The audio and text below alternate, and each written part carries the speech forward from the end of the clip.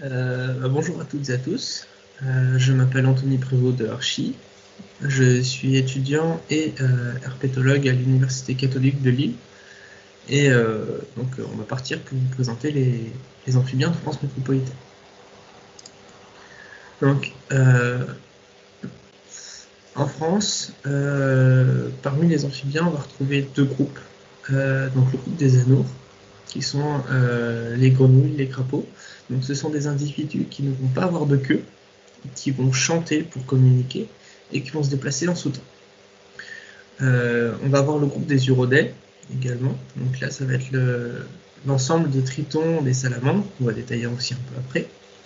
On va avoir comme différence par rapport aux anours une queue, un moyen de déplacement qui se fait par la marche et qui ne font pas de vocalise. Le seul point commun qu'on va trouver entre ces deux espèces, ça va être une respiration pulmonaire, mais également une respiration cutanée, donc c'est-à-dire qu'ils vont pouvoir respirer aussi par la peau. En France, on va recenser 47 espèces. Donc parmi ces 47 espèces, on va avoir 30 espèces d'anours et 17 espèces d'urodèles. Donc sur l'ensemble du territoire métropolitain, on va avoir des espèces qui vont être endémiques de Corse. Donc on va avoir 2 espèces d'urodèles et 6 espèces d'anours. Donc ce sont vraiment des espèces qui sont adaptées justement aux conditions qu'on va pouvoir retrouver en Corse. On va passer maintenant aux espèces d'anours. Après on partira sur les espèces d'urodèles. Donc dans les anours, on va retrouver 8 familles. Donc avec en premier à gauche la famille des Alitidae. Donc ça regroupe l'ensemble des alites et des Ischoplos. Et donc juste en haut, dans les carrés, on va retrouver le nombre d'espèces présentes en France. On va avoir 5 espèces d'alites. Dans celui qui va être juste à droite, on va avoir la famille des sonneurs. Donc ça va être des individus qui vont être plutôt dans des zones de vasques. On va en trouver 2 en France et on verra après qu'il y en a une qui va être introduite. Juste à côté, on va retrouver la famille des crapauds, donc qui va recenser 5 espèces qui sont un peu présentes aussi partout en France métropolitaine. Ensuite, on va voir tout à droite, sur la ligne d'en haut, on va voir la famille des rainettes, donc qui sont présents aussi généralement sur toute la France, mais qui vont avoir des particularités avec notamment leur cycle biologique qu'on verra par la suite. On va voir aussi, donc là cette fois tout en bas à gauche, la famille des bélobates.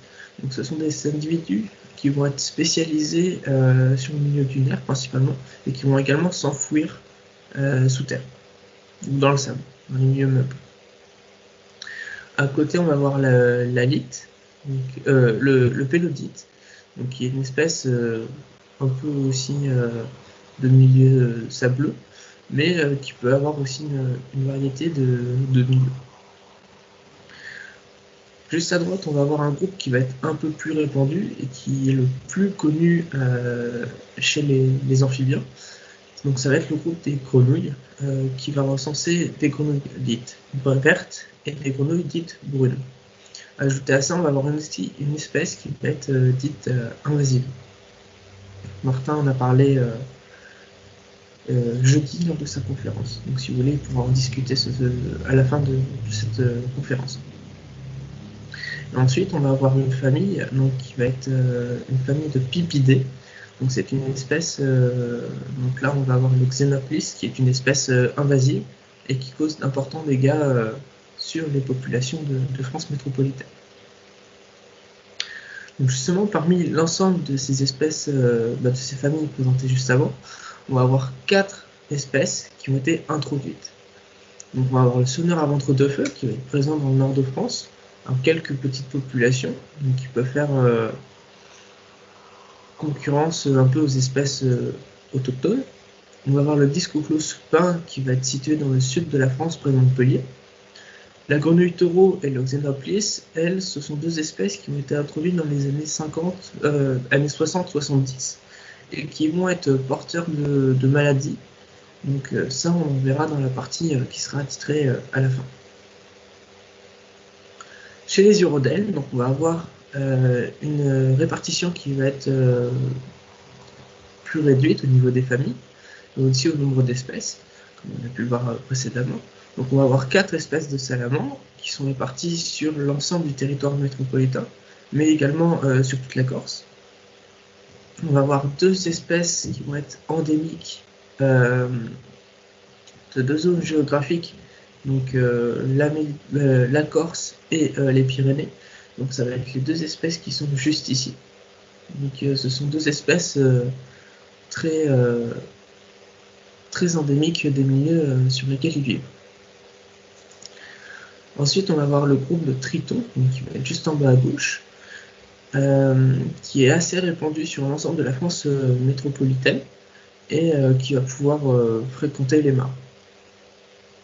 Ensuite, on va voir une espèce, donc le Speleomondas rhinati, qui est en bas à droite, qui est une espèce cavernicole qui fréquente des milieux humides, mais à l'intérieur des grottes, qui va justement chercher l'obscurité, se cacher dans les failles, mais se reproduire sur des mousses qui sont très humides. Donc c'est le seul individu qui va être terrestre, entièrement terrestre.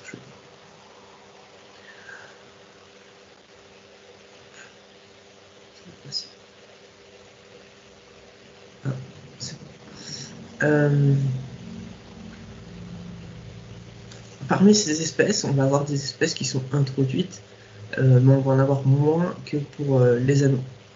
Donc chez nous, en France métropolitaine, on va avoir le triton bourreau, anciennement appelé le triton crété italien, qui justement se situe à la frontière italienne. Et on va avoir un peu plus haut, au niveau du lac Léman, le triton méridional, qui est également introduit, mais de façon éparse, vraiment à la jonction sur les bordures du lac Léman. Il est très peu répandu. Et il se peut que des hybrides se forment entre les individus d'espèces différentes. Donc, ça va être le cas du triton Blasius, qui résulte de l'hybridation entre le triton crété mâle et un triton marron-gris femelle. Donc ça, on reviendra un peu plus tard pour les répartitions. Mais voilà, donc il faut savoir que des hybrides existent au sein des populations d'amphibiens. En France, les amphibiens sont présents partout, absolument partout sur le territoire. On va avoir des espèces qui vont avoir une aire de répartition très large, donc c'est le cas de l'alite accoucheur et de la grenouille rousse. Et on va pouvoir observer, contrairement à ces espèces très répandues, des espèces qui vont avoir une aire de répartition très réduite. Donc c'est le cas de la grenouille des Pyrénées et de la grenouille des champs. Par contre, il faut bien prendre en compte la répartition française en fonction de la répartition mondiale. Par exemple, la grenouille des Pyrénées va avoir une aire de répartition très localisée en France, mais au niveau mondial, ça va être sa seule zone où on va pouvoir la trouver, dans les Pyrénées. Par contre, on va avoir la grenouille des champs, qui là va être aussi très peu localisée, mais à l'échelle mondiale, ça va être une espèce qui a une aire de répartition qui va pouvoir s'étendre jusqu'à la Belgique, l'Allemagne. Mais par contre, en France, en fait, on est juste en limite d'aire de répartition. C'est pour ça qu'elle est peu présente. Chez les urodèles, ça va être la même chose. On va avoir des espèces très présentes, donc comme le triton marbré et le triton crété. Et là, par contre, si vous vous souvenez, le triton Blasius, qui est l'hybride entre ces 2 espèces, va être présent dans les milieux où ces 2 espèces vont pouvoir se reproduire et où l'aire de répartition va se chevaucher. Donc ça va être donc là sur la carte, en fait, sur les 2 cartes, la répartition la répartition est colorée en fonction des départements. Mais il faut bien faire attention que la répartition de ces individus ces deux espèces est éparse. Donc il peut y avoir des trous sur certains départements. Donc c'est vraiment à prendre avec précaution ces cartes de regroupement.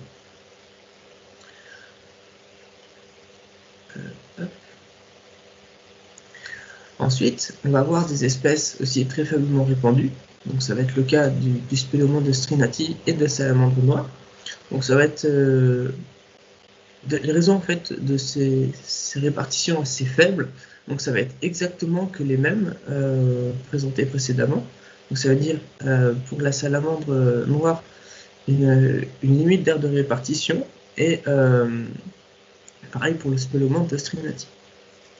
Par contre, on va avoir des espèces qui vont être très présentes en France, comme le triton marbré, mais qui vont avoir une aire de répartition mondiale très faible. Donc la France va avoir quasiment la majorité des individus mondiaux sur son territoire. Donc ça va être des espèces à prendre en considération. Ces espèces utilisent des milieux qui sont divers et variés et pouvant atteindre 3000 mètres d'altitude, notamment pour la grenouille rousse et le calotryton des Pyrénées. Donc on va avoir différents types de milieux comme les mares, les étangs, les lacs. On va pouvoir retrouver des espèces comme crapauds, grenouilles et tritons. Et on va avoir des milieux comme les torrents de montagne, où là on va avoir des espèces qui vont être adaptées à la haute altitude et aux conditions qu'on va pouvoir y trouver. Donc ça va être le cas du calotryton des Pyrénées et de la grenouille des Pyrénées. Par contre, on va avoir des espèces comme les rainettes et les grenouilles vertes qui vont avoir des modes de vie spécifiques. C'est-à-dire que les rainettes vont être présents dans des milieux humides où on va avoir des strates de végétation à proximité. Parce que ce sont des rainettes qui vont être arboricoles, donc qui vont se cacher dans la végétation. À côté de ça, le complexe des grenouilles vertes va être exclusivement aquatique à part quelques exceptions, mais ça on ne le verra pas. Ce sont des espèces qui vont vivre leur hivernage et leur période de reproduction uniquement dans l'eau. Après, on va avoir d'autres milieux. Donc là, c'est quelques exemples. On va avoir des espèces qui vont être spécifiques plus ou moins à ce type de milieu. La seule contrainte majeure qu'on va retrouver, c'est que les amphibiens, que ce soit anours ou hirondelles, n'apprécient pas la présence de poissons. Généralement, les crapauds arrivent plus ou moins à s'adapter, mais en règle générale, s'il y a présence de poissons, il n'y a pas d'amphibiens ou de reproduction dans les mares. Donc, dans les milieux rocheux, on va retrouver principalement des espèces adaptées à ce milieu particulier. Donc on va retrouver plutôt des discoglosses, des crapauds et des halites. Donc ça va être principalement des espèces dites pionnières qui vont s'installer là directement quand on ne va pas forcément avoir de végétation. Dans les boisements humides qu'on va pouvoir retrouver, on va avoir plutôt de la salamandre tachetée. Et en altitude, on va pouvoir retrouver, s'il y a un cours d'eau comme sur la photo, une espèce dite calotryton des Pyrénées qui va se trouver en altitude.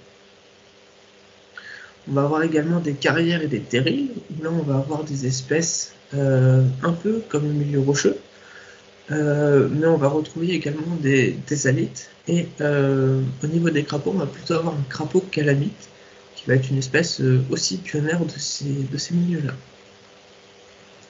Pour les ornières et les basques, on va être plus sur des espèces qui vont être adaptées aux étendues d'eau de faible profondeur et qui vont réussir à adapter leur ponte à ces milieux. Donc ça va être le cas du sonneur à ventre jaune et des grenouilles dites brunes, c'est-à-dire la grenouille rousse, la grenouille des Pyrénées, la grenouille des champs et la grenouille rousse.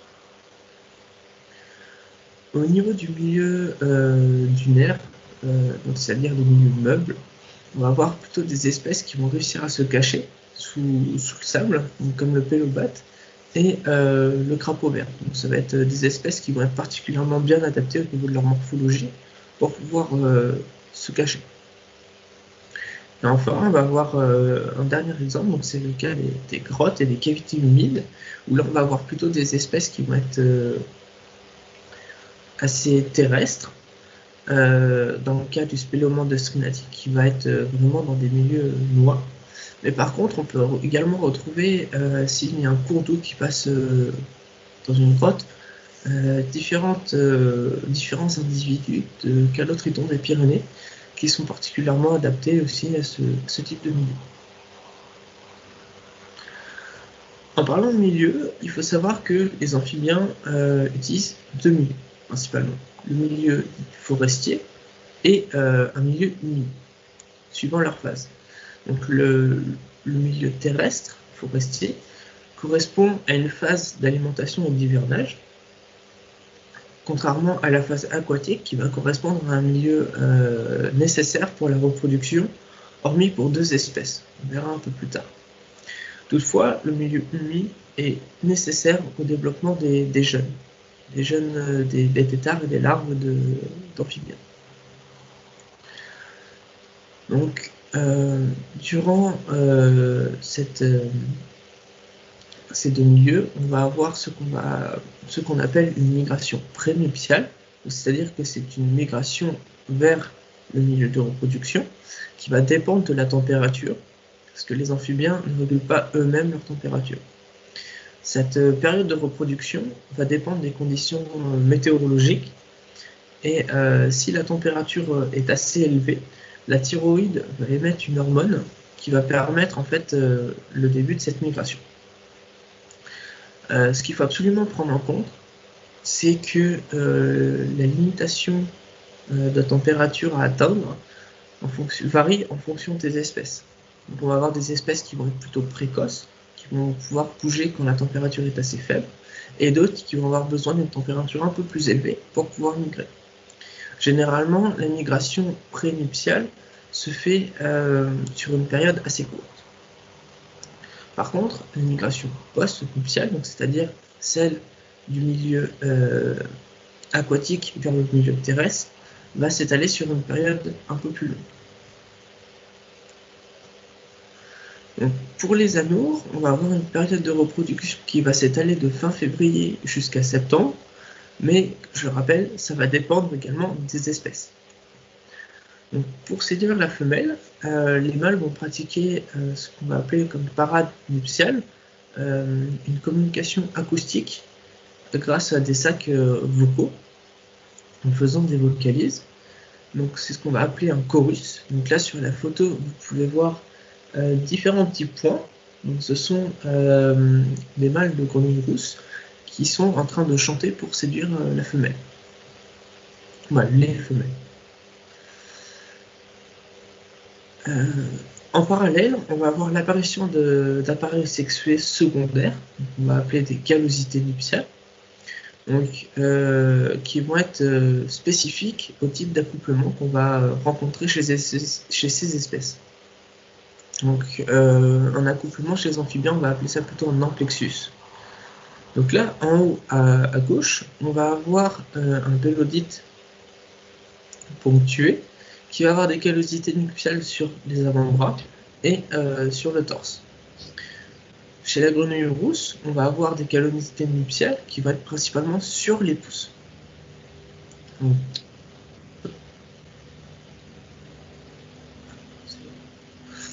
Donc, ces callosités nuptiales vont permettre aux individus de pouvoir réaliser des amplexus avec l'accouplement. Ouais, tu vois, je crois qu'on est dedans. Bon.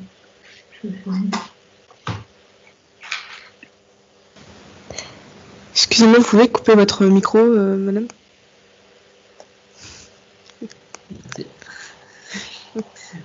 On va avoir différents amplexus. Donc, le premier, ça va être l'amplexus axillaire. Donc, comme à la photo précédente, avec des callosités nuptiales sur les pouces pour pouvoir accrocher en fait la femelle sous le ventre. Par contre, l'amplexus lombaire, donc avec les pélodites, où les callosités nuptiales se situent sur les avant-bras et sur le torse, sont faits pour pouvoir accrocher la femelle en fait, au niveau au-dessus des cuisses. Donc ça permet en fait de bien s'accrocher.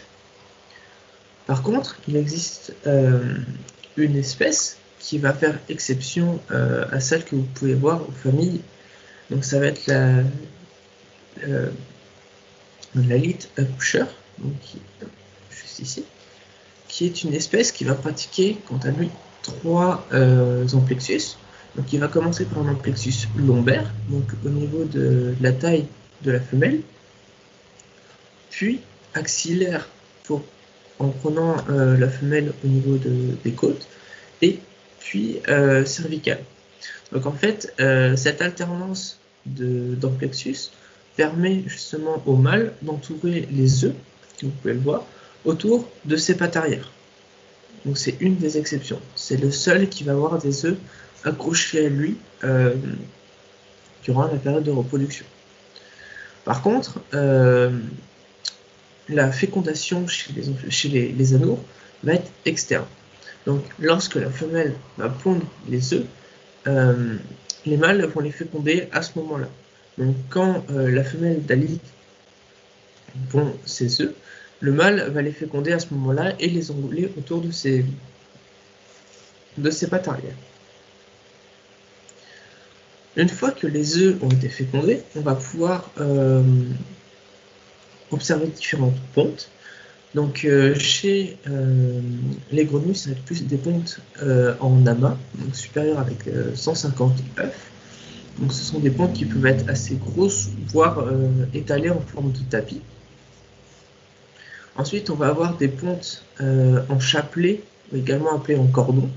Donc ça va être plutôt caractéristique des crapauds et des pélodites.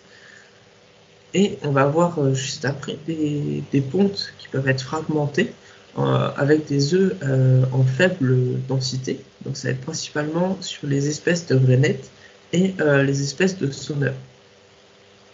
Ce qui est intéressant avec les pontes, c'est qu'elles peuvent servir à identifier les espèces.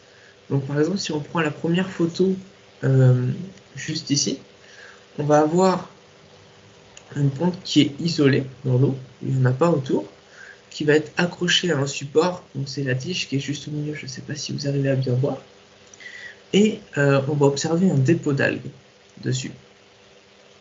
Donc tous ces critères font que cette ponte appartient à une ponte de grenouille agile. Par exemple, si on compare avec une ponte de grenouille rousse, il n'y aura pas de dépôt d'algues sur la grenouille rousse, et également la ponte sera libre dans l'eau, elle ne sera pas accrochée à un support. Donc c'est vraiment un critère qui permet de déterminer les espèces qui sont présentes dans les mares. Chez les urodèles, la période va être un peu plus tardive, et par contre sur une période beaucoup plus courte.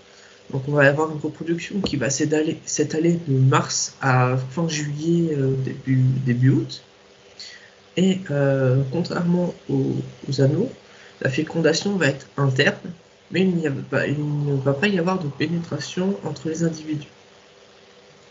Chez les tritons, pour commencer, on va avoir les mâles qui vont libérer un spermatophore, donc c'est un sac rempli de spermatozoïdes, et ce mâle va ensuite séduire la femelle grâce à une parade nuptiale en utilisant des appareils sexués secondaires, comme chez les anours, mais ces critères vont être différents.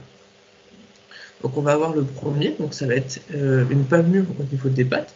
Donc comme vous pouvez le voir ici, donc ça va être donc là en fait on va avoir une palmure de triton palmé hors période de reproduction, et en dessous on va avoir une palmure de triton palmé en période de reproduction. Donc on voit bien que la palmure est extrêmement développée lors de la période de reproduction, contrairement à la période d'hivernage. En plus de ça, on va avoir l'apparition d'un filament caudal qui pousse au bout de la queue. Et suivant les espèces, on va avoir une crête également, donc, comme vous pouvez le voir sur ces deux espèces, qui va être différente selon suivant les espèces et qui va également permettre de séduire la femelle. Il faut savoir qu'il y a uniquement les mâles qui ont la crête. Les femelles n'en ont pas. Et en plus de ça, on va pouvoir observer un miroir qui permettra également de séduire la femelle. Donc c'est situé sur la queue, je ne sais pas si vous arrivez à voir, c'est le petit filet blanc sur la queue.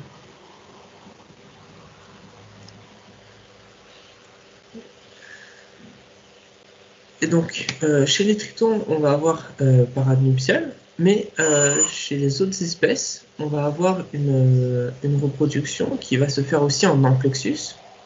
Donc, chez le calotriton des Pyrénées, on va avoir un amplexus caudal, donc, qui s'effectue par la queue, et chez les salamandres, on va avoir un amplexus plutôt brachial, qui s'effectue, comme vous pouvez voir sur la photo. Donc, ce sont des espèces, que ce soit amours ou urodèles, qui vont se reproduire et généralement pondent des œufs. Hormis pour les urodèles, donc on va retrouver des urodèles ovipares qui vont pondre des œufs et certains urodèles qui vont être vivipares. Donc les urodèles ovipares, donc ça va être principalement les tritons, donc qui vont pondre les œufs un à un dans les feuilles, comme vous pouvez le voir, où la femelle va replier les feuilles afin de protéger ses œufs. La seule exception chez les urodèles ovipares, donc ceux qui pondent les œufs, ça va être le spéléomanthe de Strinati, qui va pondre uniquement sur le milieu terrestre, mais sur une zone très humide, comme par exemple des mousses. Chez les urodèles vivipares, on va retrouver généralement les salamandres, qui vont justement mettre bas, donc c'est-à-dire qu'ils vont donner naissance directement à des larves. Pour ça, la plupart des espèces ont besoin d'un milieu aquatique pour mettre bas. Il arrive que parfois, certains individus meurent noyés, notamment chez les espèces de salamandres, parce que ce sont des espèces terrestres qui ne savent pas nager, contrairement aux tritons. Les autres espèces de salamandres que l'on va rencontrer, donc la salamandre noire et la salamandre de Lanza, présents en est de la France, vont donner naissance à des jeunes entièrement formés sans passer par le milieu aquatique, mais en faible quantité. C'est généralement 4 à 5 petits. Donc pour synthétiser, on va avoir deux schémas. Donc en commençant par les anneaux, on va avoir un stade qui a passé d'embryon, donc d'œuf, à un stade larvaire, donc les deux stades qui vont suivre. Et ensuite, on va finir par un stade adulte, donc ça va être les deux qui sont ici. Donc le premier que vous pouvez voir, c'est un jeune qui a fini son stade aquatique et qui est prêt à aller sur la phase terrestre et devenir un adulte complet. Pour les urodèles, ça va être la même chose. On part d'un stade embryonnaire qui donne naissance à des larves qui vont grandir au fur et à mesure et qui vont, une fois être adultes, perdre leurs branchies qui leur permettent de respirer. Parfois, il arrive que certaines larves atteignent leur maturité sexuelle avant de devenir adultes et de sortir de l'eau. Et donc, ils vont pouvoir justement se reproduire directement et pondre directement des œufs. Donc, ça va être ce que l'on va appeler des pédomorphes ou également des néonates. Ensuite, entre l'état juvénile et l'état adulte, que ce soit chez les anours ou chez les urodèles, on va constater un régime alimentaire qui va être différent. Donc, chez les anours juvéniles, on va avoir plutôt des espèces qui vont être herbivores, qui vont manger du phytoplancton et du pollen, mais qui peuvent également manger certains crustacés comme les daphnies, en haut à droite, ou qui peuvent être carnivores et dans certains cas manger des cadavres. Donc là en fait on va avoir le cadavre d'une grenouille qui se fait manger par plusieurs têtards. Chez les urodèles juvéniles, ça va être simple. Ces derniers vont être uniquement carnivores, voire cannibales, et manger les individus de leur propre espèce. Parfois, ils peuvent manger leurs frères et sœurs. Ça arrive souvent. Chez les adultes, donc ça va être différent, que ce soit les anours ou les urodèles, on va avoir des espèces qui vont être carnivores et qui vont chasser à vue et à l'odorat. Pour les anours, la principale source d'alimentation, donc ça va être des vers de terre, donc des insectes assez variés comme les sauterelles, les criquets, en passant par les papillons. Ils peuvent également manger des crustacés et des araignées. Par contre, on va avoir une espèce assez problématique, la grenouille taureau, qui mange quant à elle des espèces un peu plus grosses, pouvant aller jusqu'à la taille d'un martin-pêcheur, donc qui peuvent se nourrir de serpents, de musaraignes, mais également de chauves-souris. Donc ça mange vraiment tout ce qui peut rentrer dans sa bouche. Chez les urodèles, comme ils sont plus petits, ils vont chercher à manger des petits invertébrés, des araignées d'eau, des larves d'insectes, et parfois ils peuvent se nourrir d'œufs de triton ou d'œufs de grenouille.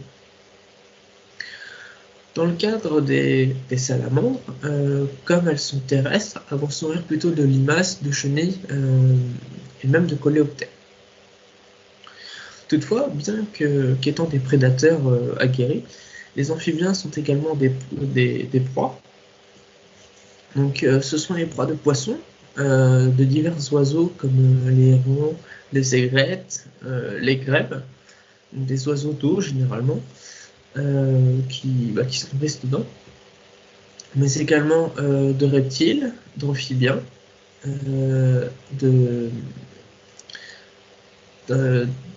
d'insectes aquatiques, mais également des mammifères. On va constater généralement des attaques sur les grenouilles, principalement, et sur les crapauds. Toutefois, certains amphibiens, tous les amphibiens sont toxiques, mais les crapauds vont pouvoir sécréter une substance blanche, donc ça va être du venin, et certains prédateurs comme le putois et le vison vont être adaptés justement en dépouillant ces individus et manger uniquement l'intérieur. Donc ça évite le risque de se faire empoisonner. Donc justement pour éviter ces attaques de prédateurs, donc les amphibiens vont adapter des stratégies de défense. Donc on va avoir les couleurs aposématiques. Donc ça va être la présence de couleurs vives pour signaler qu'on n'est pas bon à manger. Et on va retrouver chez les salamandres le mix entre la couleur aposématique et ce que l'on appelle des glandes parotoïdes. Donc ça va être ici. De chaque côté de la tête, en fait, ce sont des glandes qui vont permettre de sécréter du venin et de pouvoir faire fuir le prédateur. Autre que ces menaces par les animaux, on va avoir les menaces anthropiques, donc comme la destruction des zones humides, que ce soit naturelle ou par l'homme, mais celle qui va être très importante et qui va fortement impacter les populations d'amphibiens, notamment en période de reproduction, donc ça va être les collisions routières. Ces collisions routières sont justement destructrices pour l'ensemble des individus qui vont vouloir faire des parades nuptiales, notamment terrestres, comme la salamandre, ou pour ceux qui vont faire la migration entre leur site d'hivernage et le site de reproduction. Donc pour ça, il y a des dispositifs mis en place. C'est le cas des batracoluques. Donc ici, vous pouvez voir, c'est le long d'une route. On va disposer un filet sur plusieurs centaines de mètres, avec des sauts répartis à distance égale pour justement récupérer les amphibiens et les faire passer manuellement. Le seul inconvénient, c'est que ça demande du temps et beaucoup de bénévoles. Autre que ces menaces, on va avoir des menaces par des parasites. Donc c'est le cas chez les crapauds. Donc on va avoir une mouche qui va pondre dans les narines des crapauds et à force, ça va causer la mort de l'individu en question.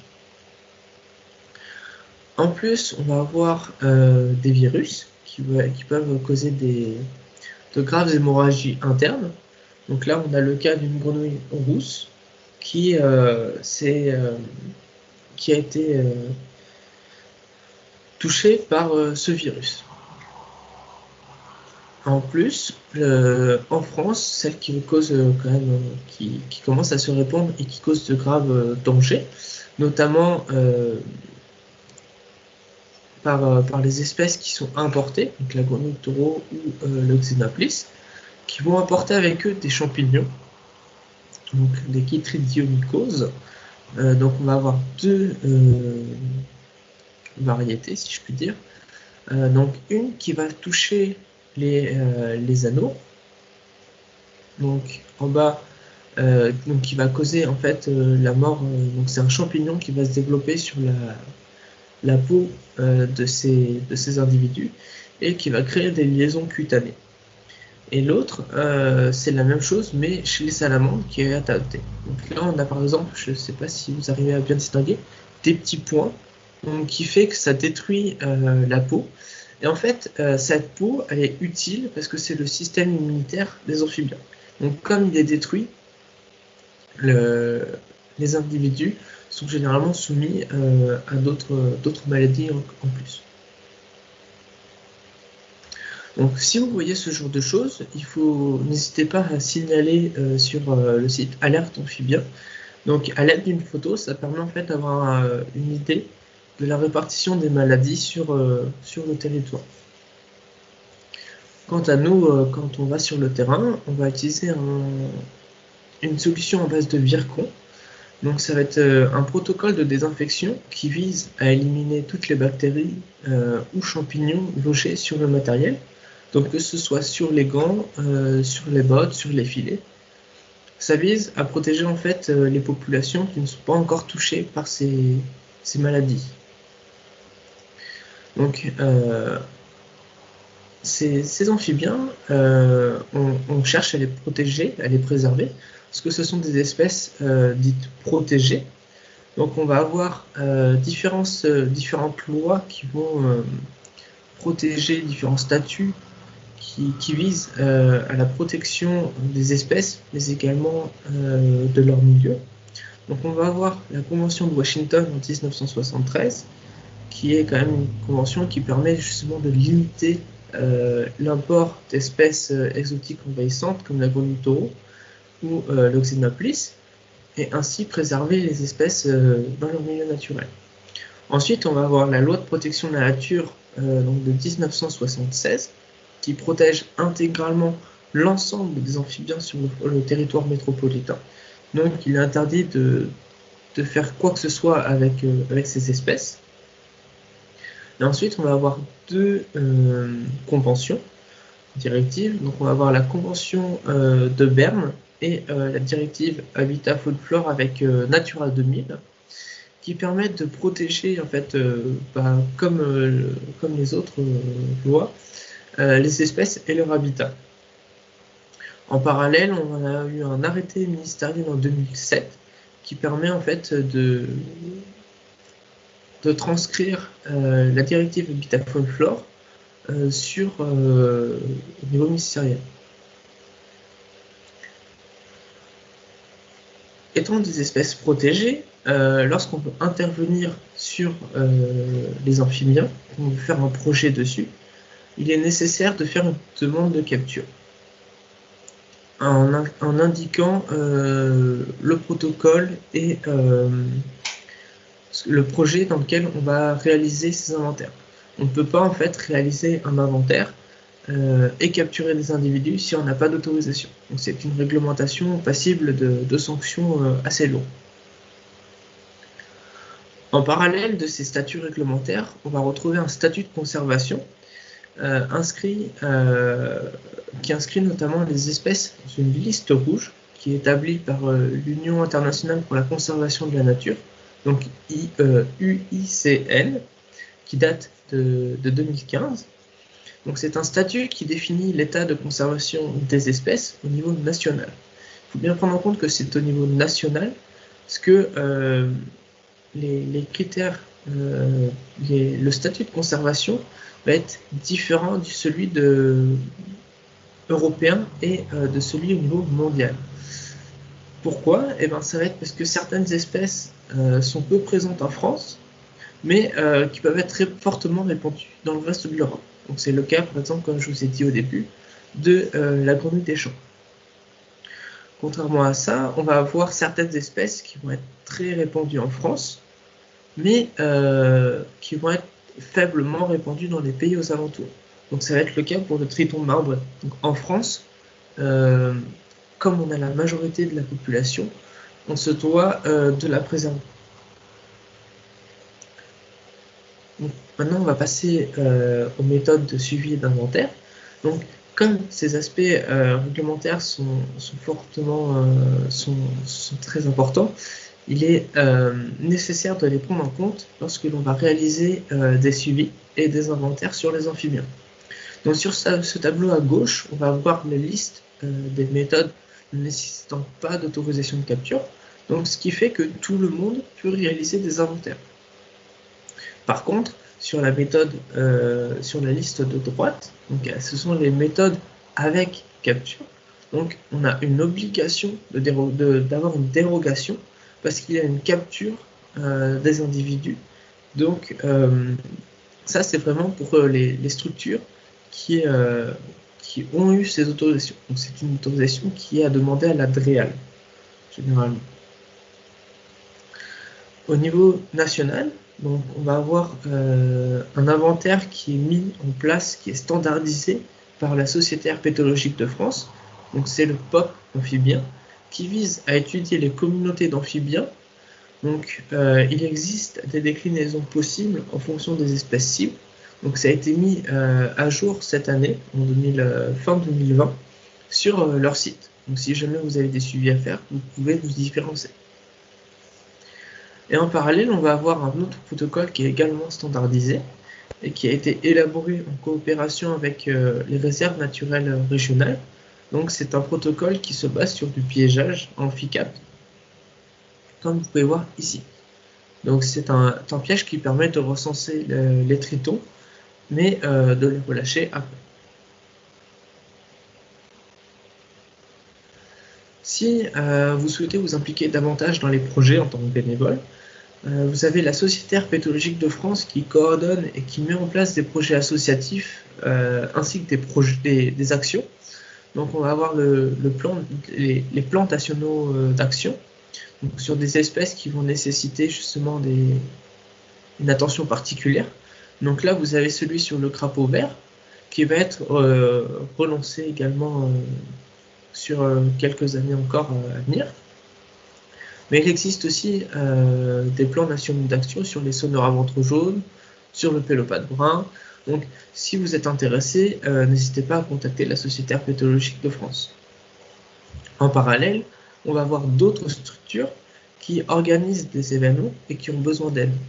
Donc, c'est le cas du bureau d'études MCL Terra. Martin est présent aujourd'hui. Si vous avez des questions, vous pouvez lui poser à la fin. Donc, il avait besoin de monde pour organiser un comptage sur les pontes de grenouilles rousses. Que l'on soit amateur ou professionnel, c'est intéressant parce qu'il y a peu d'herpétologues et donc on a souvent généralement besoin d'aide. Et en parallèle, il peut y avoir également des projets comme le groupe herpétologique des Pays de la Loire qui a réalisé un projet d'inventaire Atlas sur la région. Donc là, également, les bénévoles sont les bienvenus pour faire ces inventaires, mais également pour partager les connaissances de chacun. Donc si vous souhaitez vous investir encore plus, vous pouvez rejoindre le réseau Un Dragon dans mon jardin, qui a pour but de faire participer principalement les particuliers, tout en photographiant et en envoyant les observations faites, que ce soit lors d'une balade ou dans votre jardin, sur un site internet. Donc ce programme a pour but d'améliorer les connaissances sur les espèces, tout en vous accompagnant et en faisant partager les connaissances afin de vous sensibiliser en fait aux amphibiens. Et si vous avez déjà un peu de connaissances, vous pouvez utiliser diverses bases de données. Donc vous avez accès à la base GeoNature, donc il faut juste créer un compte, qui est élaboré au niveau national par la Société herpétologique de France. Ou sinon, si vous ne voulez pas vous embêter avec un ordinateur, vous pouvez utiliser l'application mobile Naturalist, qui est mise en place par la LPO au niveau national, qui est facile à utiliser et qui pourrait vous permettre de rejoindre le réseau Naturalis. Merci pour votre attention. Si vous avez des questions, n'hésitez pas. On a déjà une première question, si tu veux, sur le tweetback, qui te dit merci pour sa présentation, qui était très instructive déjà. Et il te demande s'il existe des soins pour les amphibiens atteints par les champignons présentés. En France, on n'a pas forcément assez de recul sur ça. Après, sur les maladies pouvant toucher les amphibiens, je ne connais pas trop. Mais j'invite Martin Bonhomme, s'il veut bien prendre la parole, parce qu'il s'y connaît un peu plus dessus. Tu peux prendre la parole, ouais. Oui, bonjour. Tout le monde m'entend? Oui. Salut Anthony. Déjà, merci pour ta présentation très complète sur les amphibiens de France. Donc, si j'ai tout compris au niveau de la question, ça va être sur un éventuel traitement sur les chytridiomycoses. Alors, oui et non. C'est-à-dire qu'on a un traitement très simple pour traiter les chytridiomycoses, sachant que c'est des champignons. Il suffit de les assécher et ils meurent. Sauf que si on assèche un amphibien, il meurt aussi. Donc c'est un peu le serpent qui se mord la queue. Et à l'heure actuelle, à partir du moment où un spécimen est déjà infecté par la chytridiomycose, que ce soit celle des urodèles ou celle des anours, il y a très très peu de chances de rémission. Et globalement, on va plutôt être dans un travail qui va viser à éviter la propagation, plutôt qu'à essayer de soigner les animaux déjà atteints qu'on peut éventuellement rencontrer. Voilà. Merci Martin. Je t'en prie. Est-ce qu'il y a d'autres questions d'autres personnes?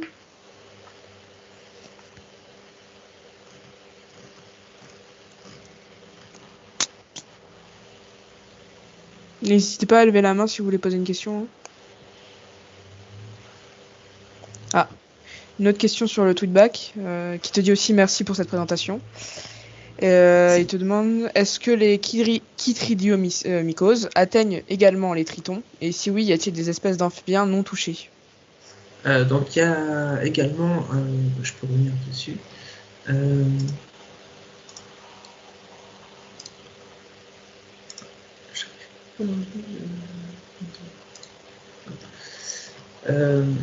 Donc oui, il y a des amphibiens, notamment des urodèles, qui peuvent être touchés. Donc on va voir la version de la chytridiomycose, donc Salamandre qui va toucher les urodèles, donc que ce soit salamandre, triton. Et on va voir celle qui va être vraiment spécifique aux grenouilles. Donc oui, il y a les tritons peuvent être également touchés.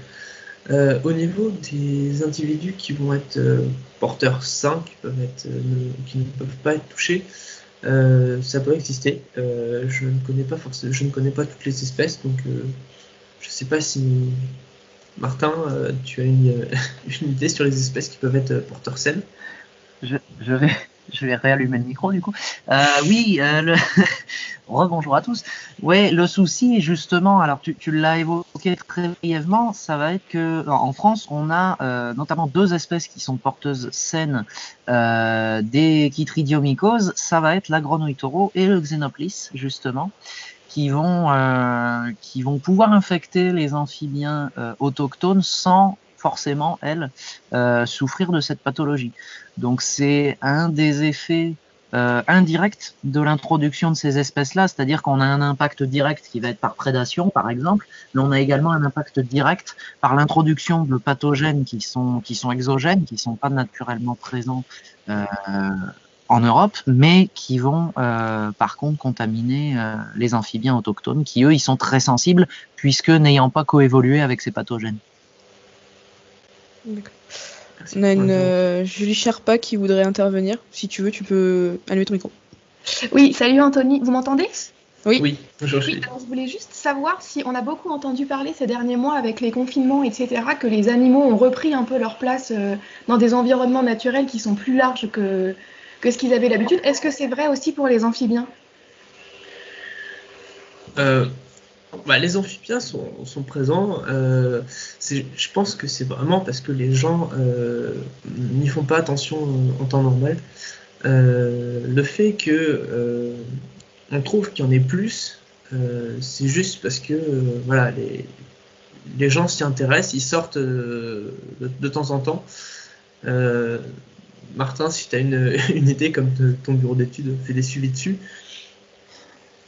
Oui, alors c'est un peu ça effectivement, c'est-à-dire qu'on n'a pas noté vraiment de recolonisation de sites dû au confinement. En revanche, il y a deux choses, étant donné qu'il y avait beaucoup moins d'activités nocturnes, notamment beaucoup moins de pollution lumineuse cette année, les amphibiens étaient moins perturbés au niveau orientation, donc ont beaucoup plus bougé entre guillemets cette année, alors sans forcément sortir de leur site habituel, mais ils ont été beaucoup plus mobiles, ce qui peut induire, alors non pas forcément une augmentation des effectifs, mais en fait une détectabilité meilleure de notre part. C'est-à-dire qu'on a plus de facilité, évidemment, quand les animaux se déplacent, à les détecter plutôt que quand ils sont cachés à cause notamment des pertes d'étrave noire. On commence à étudier ça, notamment chez les crapauds, et c'est vrai qu'on s'aperçoit que parfois ça a un gros impact. Alors, on n'est qu'au début, donc on commence seulement à pouvoir le quantifier, mais on a bon espoir d'avancer un petit peu là-dessus dans les années à venir. Après, contrairement aux oiseaux ou aux mammifères, c'est vrai qu'on a pu voir des images un peu fortes de cervidés en pleine ville, ou même en Amérique du Sud, voilà, il y avait des pumas qui se baladaient dans le centre de Buenos Aires pendant le confinement. Le souci avec les amphibiens, c'est que la dispersion est beaucoup moins importante que chez les oiseaux ou les mammifères. Les distances couvertes vont pas du tout être les mêmes, donc on a peut-être aussi moins de facilité à voir des animaux reconquérir des milieux dans lesquels ils étaient avant. Merci Martin. Merci. Une autre intervention de Julie Sherpa ou... Non, c'est bon, merci. Ok.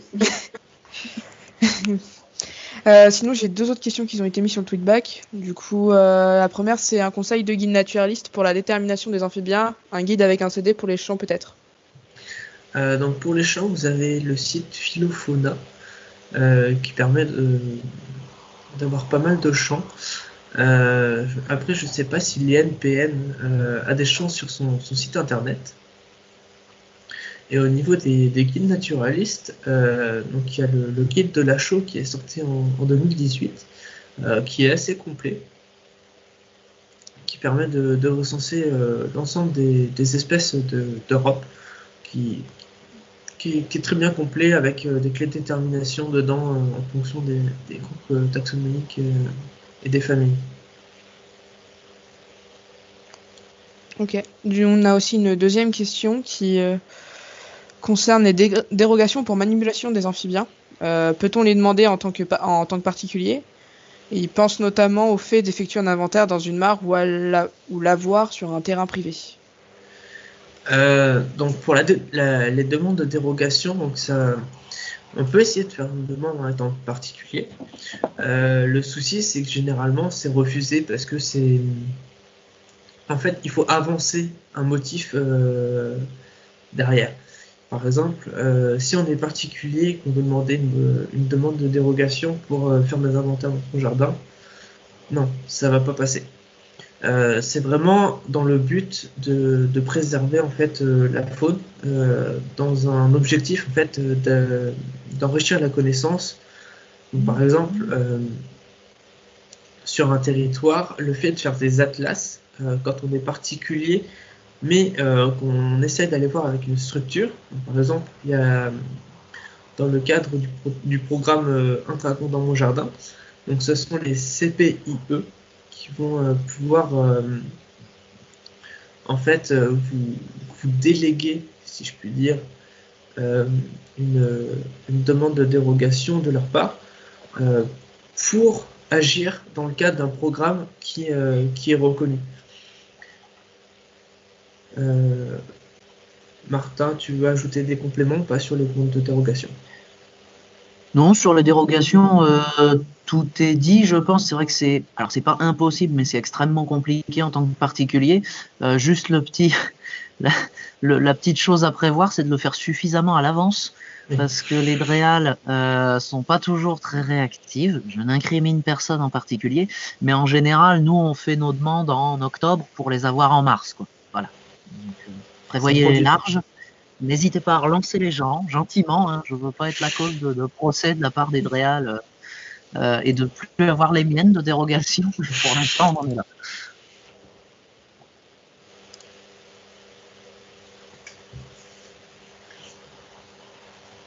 Est-ce qu'il y a d'autres questions? Ah oui. Une autre question apparue sur le tweetback. Pour la grenouille rousse, vous avez parlé d'algues participant à l'identification de ses œufs. À quoi est dû ce développement d'algues qui lui est propre, si j'ai bien compris? Le développement des algues sur les pontes, ça va être plutôt pour la grenouille agile. J'avoue que je n'ai aucune idée de pourquoi ça se développe dessus. Ça, c'est vraiment une question que je ne connais pas. Martin, peut-être que tu sais. Du coup, en fait, je vais arrêter de fermer mon micro, ça ira mieux. Merci. Alors, le développement d'algues, en fait, un peu verdâtre sur la grenouille agile, tout simplement, c'est une algue qui a coévolué avec spécifiquement la grenouille agile. Et étant donné que le mucus des amphibiens est particulier pour chaque espèce, elle a uniquement coévolué avec la grenouille rousse, avec la grenouille agile, pardon, et pas avec la grenouille rousse, alors que ce soit en termes de milieu. Puisque dans tout l'ouest, la grenouille rousse pond plutôt dans les prairies inondées et les ornières, c'est pas un milieu où cette algue va forcément être présente. C'est plutôt vraiment dans les mares et les plans d'eau. Et on va pouvoir observer ça uniquement, effectivement, chez la grenouille agile. C'est une coévolution, alors que je n'ai pas la date en tête, mais c'est vieux de plusieurs millions d'années. Merci. De rien. D'ailleurs, j'ai un café pour répondre à ta place à toutes les questions. T'as qu'à revenir. Une autre question qui est apparue dans le tweetback. Dans la gestion des espèces invasives, comme la grenouille taureau, existe-t-il une lutte en France? Quelles méthodes d'éradication sont utilisées aujourd'hui et qu'en pensez-vous et sont-elles sélectives? Donc il y a un programme qui existe, donc c'est le programme LIFE. Et désolé Martin, mais comme tu as travaillé dessus, je pense que tu es le plus. Alors, c'est un complot. Je refuse. Non, oui, c'était ton travail. J'ai effectivement coordonné ce programme LIFE pendant 3 ans, alors spécifiquement sur la grenouille taureau dans le sud-ouest.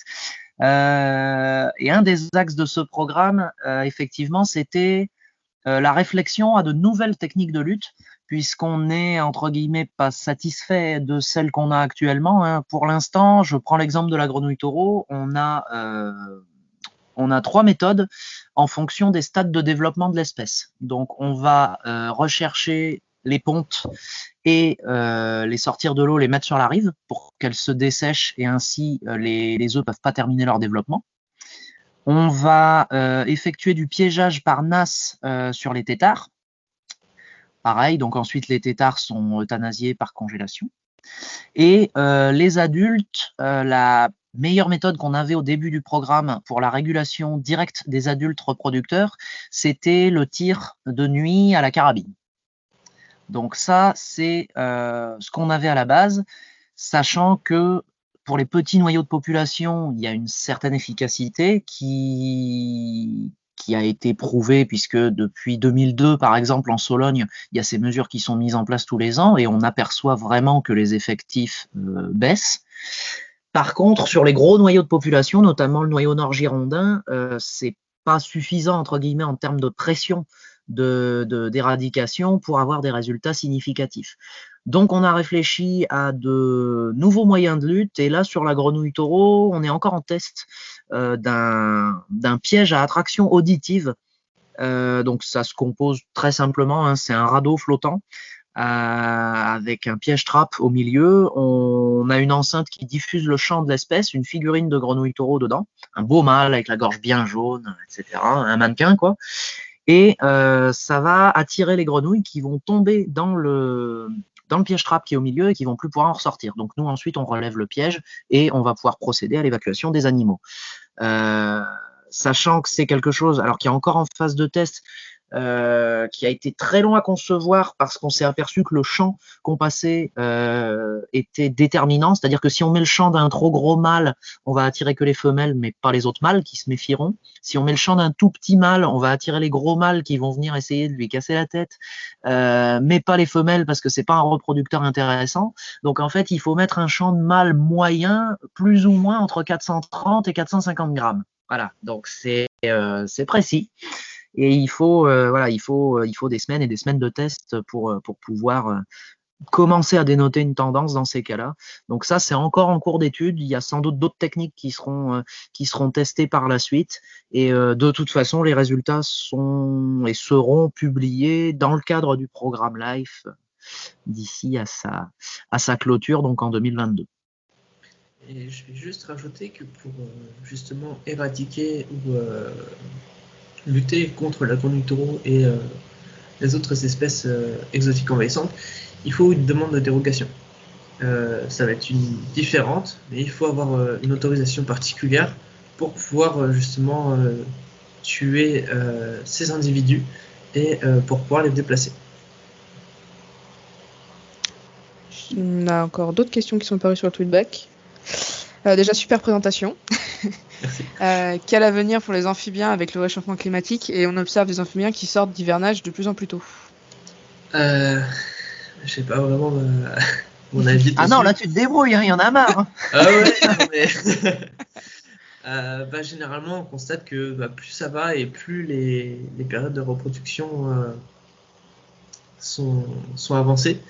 Donc là, par exemple, il y a déjà des tritons qui sont déjà sortis, qui sont déjà quasiment dans l'eau, alors qu'on est début février.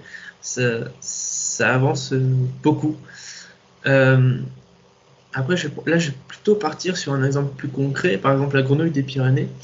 Avec le réchauffement climatique, on observe qu'elle diminue grandement, que les populations chutent. Donc après, c'est toujours en cours d'étude, en tout cas sur cette espèce, mais le réchauffement climatique n'a pas forcément un impact positif, en tout cas sur la plupart des espèces d'amphibiens. D'accord. Du coup, encore une autre question. Du coup, il fait bonjour et merci pour cette présentation. Auriez-vous également des conseils de support, guide site pour l'identification des pontes?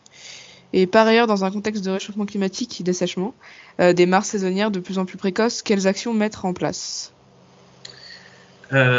En guide, vous avez celui de Claude Millot et de Jean Muraté sur les pontes. Donc c'est un livre de couleur orange qui est très bien illustré et qui est très complet. Donc ça, c'est vraiment pour en apprendre davantage, c'est le mieux de ce qui existe actuellement pour la France. Au niveau des sites, vous pouvez aller sur le groupe herpétologique des Pays de la Loire. Il y a des fiches, des documents PDF qui sont mis à disposition pour pouvoir avoir un peu les espèces. Donc là, ça va être contraint sur une région. Mais au niveau du livre, c'est celui sur les pontes et les larves de France, il est top, vraiment. Sinon, sur les mares, les actions de gestion, c'est d'avoir des mares qui sont de faible profondeur, généralement pas plus de allez, 1 mètre de profondeur, c'est déjà quand même pas mal. Avec un peu de végétation et laisser quand même comment dire, le soleil taper dessus, mais pas trop. Faut qu'il y ait des zones un peu de refuge pour les espèces. Après, en lien avec le fait que les amphibiens soient plus précoces, ça je ne connais pas encore assez. D'accord. Peut-être une précision de Martin. Je rallonge. Bonjour tout le monde. Oui, en fait, l'effet pervers du réchauffement climatique, ça va pas tant être l'avancée de la période de reproduction, ça va plutôt être l'influence sur les niveaux d'eau, puisque certes les amphibiens viennent pondre plus tôt, il fait plus doux, c'est pas très grave. Par contre, ça s'assèche beaucoup plus vite. Donc en fait, on va avoir un souci, c'est que la plupart des espèces, parfois, vont pas réussir à terminer leur développement complet. Donc les juvéniles n'arriveront pas à sortir de l'eau et vont mourir. Hein. Donc on va plus avoir de recrutement. En fait, c'est-à-dire qu'on va avoir les adultes qui vont continuer à venir et pondre, mais à blanc. Donc ils pondent, ils se reproduisent, mais il n'y a rien qui sort, il n'y a plus de juvéniles derrière. Et si ça se répète tous les ans pendant suffisamment de temps, on peut avoir des populations qui disparaissent comme ça, alors que techniquement les conditions sont encore favorables aux adultes et à la ponte, mais le temps en eau des milieux aquatiques ne permet plus un développement complet. Même chez des espèces qui sont, entre guillemets, favorisées normalement par ce genre de choses, notamment sonneur à ventre jaune, crapaud calamite aussi, hein, qui peut réduire la durée de son développement larvaire en fonction des niveaux d'eau. Mais même là, on s'aperçoit que parfois c'est trop rapide au niveau de l'assèchement, donc ils n'y arrivent plus non plus. D'accord, merci. De rien. Est-ce qu'il y a d'autres questions de dernière minute qui arrivent ou pas? Dernière intervention. Pas l'impression qu'ils apparaissent. Du coup, je vais commencer à te remercier de ta participation, ta présentation qui était très intéressante. Puis merci aussi, mais de rien. Et puis merci à Martin d'avoir répondu à quelques questions. Ah ben de rien, ça va vous coûter cher. Hein. On vaudra un café. Bon, ça ira. Ça avec Anthony. C'est le plus près. Ah bah le plus près, oui, il y a 500 km, hein, ça va le faire. Et est-ce qu'il y a un moyen de te suivre dans tes activités, Anthony vous pouvez sur le réseau Instagram, où je poste quelques photos. Sinon, pour moi, comme je suis encore étudiant, je n'ai pas trop le temps de m'occuper de mon site internet, mais je pourrais l'envoyer si nécessaire. Tu peux, on le mettra, je pense, avec la rediffusion de la conférence. Très bien. Et puis, du coup, je vous invite à poursuivre avec la seconde conférence qui a déjà commencé sur les tourbières avec Solène Sacrée du Seine, si vous le souhaitez. Et puis, je vous dis du coup à tout de suite. Et pour ceux qui le souhaitent, et sinon, à très bientôt pour le reste. Et bonne journée.